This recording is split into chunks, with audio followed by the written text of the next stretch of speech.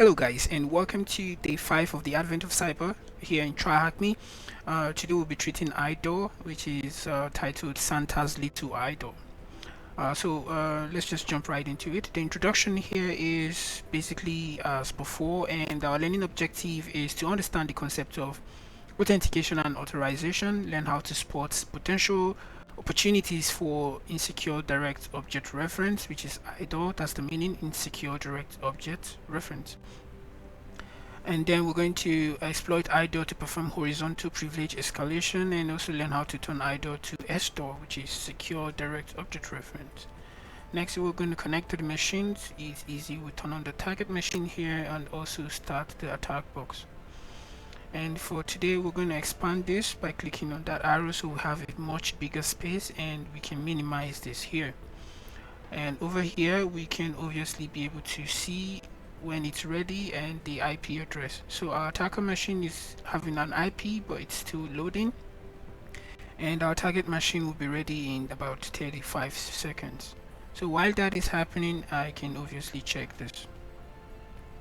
Okay, alright, let's head on to task 2.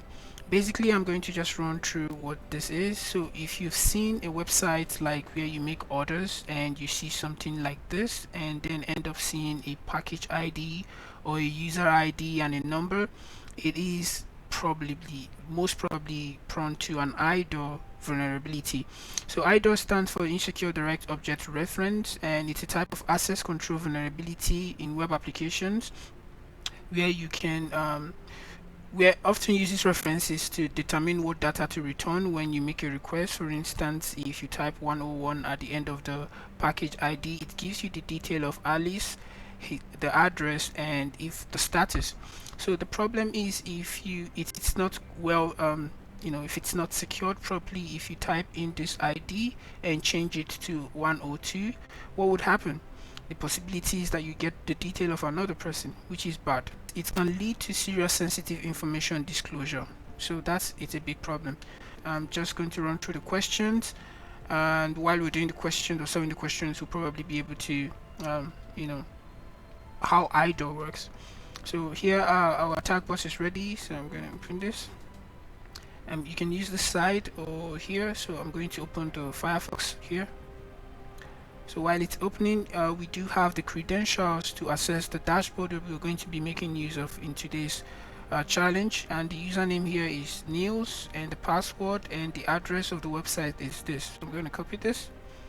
We're probably loading. I'm open this and close this part, and I'm going to paste that IP address and hit enter.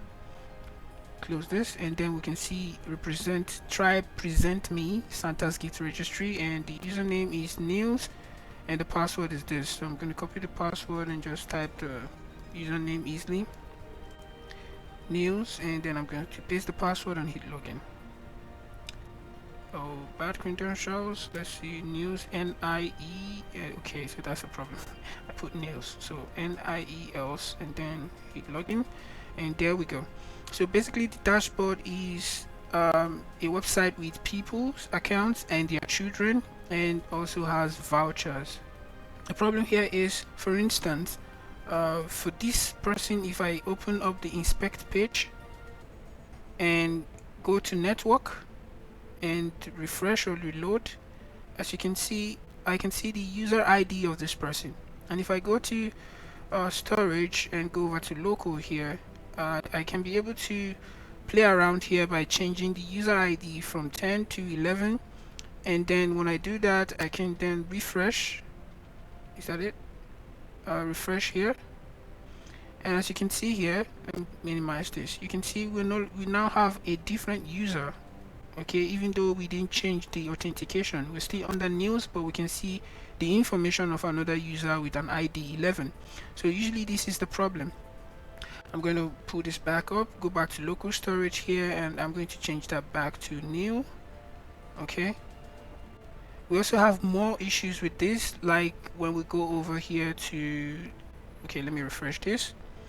Alright, and okay, now I need to log in back again. News, probably going to save the password. I'm going to save it. Okay. Alright, now another issue, we see different variant of this. So So we have different variants. We have the first one could be in base 64, and if you convert mg equal to, it will give you the number 2. So this is a different variant, and without further ado, let's just quickly jump into answering the questions. So what does IDOR stand for? As we already know, it's insecure. Yeah, you got that right, insecure. Let me come back over here so we just copy that easily. So we do have it here, insecure direct object reference. I'm going to copy that and head straight down, and I'm going to paste that here, and I'll hit check. Great. Now, so what type of privilege escalation are mostly IDOR cases? We have a vertical and horizontal privilege escalations, and IDOR is usually a form of horizontal privilege escalation. Vertical is from let's say from a user to an admin. Horizontal basically means from another user to another user, just like we saw from user 10 to user 11. So we can just paste that here, and I'll hit check. Alright, exploiting the IDOR found in the view accounts parameter. What is the user ID of the parent that has 10 children? Okay, so this we can do manually, but we also have bonus tasks that I'm going to try to solve them. But we're going to use a tool called Bob Suite, and then we use the tool Intruder, and that will be able to help us solve issues like this. For instance, if we have an account, coming back here, let me close this,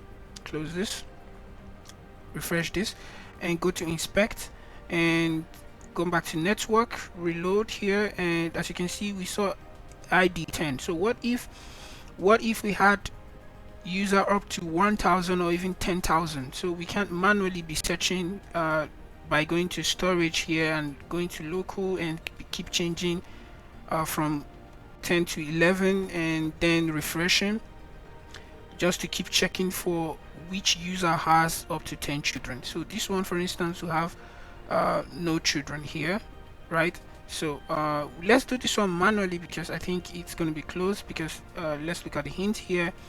It says, using the tax example, change the ID value of your token and refresh the page. Work incremental step from your user's ID.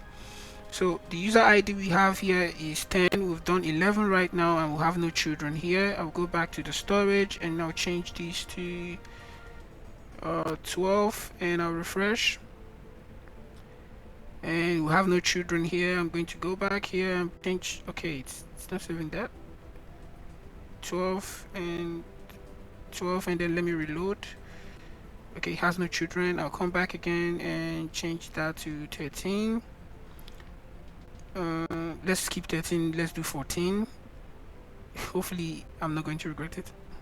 Let's just do it because I'm not really sure, but I think he's from maybe 16. That's how TryHackMe usually do it. So 13, I'm going to refresh.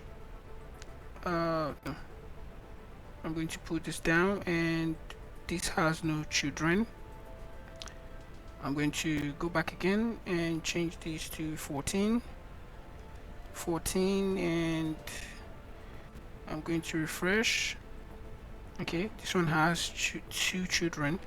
Okay, that is which user anyways, Pico, whatever. Okay, let's continue and let's do 15. So you see how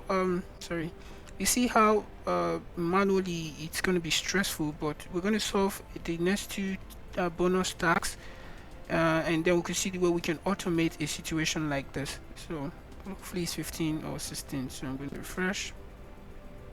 This looks like it. Okay, 1 2 3 4 5 6 7 8 9 10. Okay, that's it. So I think exploit the IDOR, the parent. Okay, what ID? So it's obviously 15, so we're going to check that, and great. Alright, for this bonus tax we don't need an answer for it, so I'm just going to check this off. And yeah, that is that for today's Advent of Cyber. I basically enjoyed the room, and you can check out more room by IDOR room here. And yeah, that brings us to the end of today, and I'll see you guys tomorrow, and ciao.